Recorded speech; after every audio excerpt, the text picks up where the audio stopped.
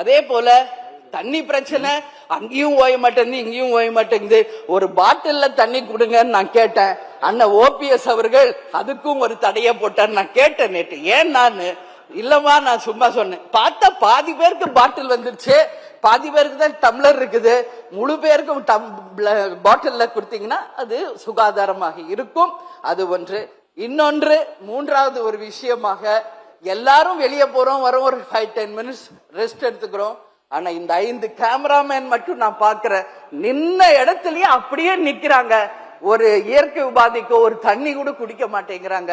அவங்களுக்கும் நீங்க கொஞ்சம் சேஞ்ச் பண்ணி அவங்களுக்கும் நீங்க ஒரு கர்ட்டசியா எடுத்துக்கணும்னு சொல்லி இந்த நேரத்துல நான் என்னுடைய உரையை சொல்லி, நிச்சயமாக அனைவருக்கும் இந்த ஆட்சி ஒரு நல்லாட்சியாக அமையணும். சொல்றீங்களா? மாண்புமிகு முன்னாள் முதலமைச்சர், மாண்புமிகு பேரவைத் தலைவர்களே, அந்நியார் அவர்கள் பேசுகிறது. தண்ணீர் பாட்டில் கொடுக்க சொன்னேன்.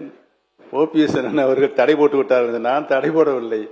அதை நான் வாபஸ் வாங்கிக் கொள்கிறேன். சபாநாயகர்கள் தக்க முடிவு எடுக்கலாம் என்று கேட்டுக்கொள்கிறேன்.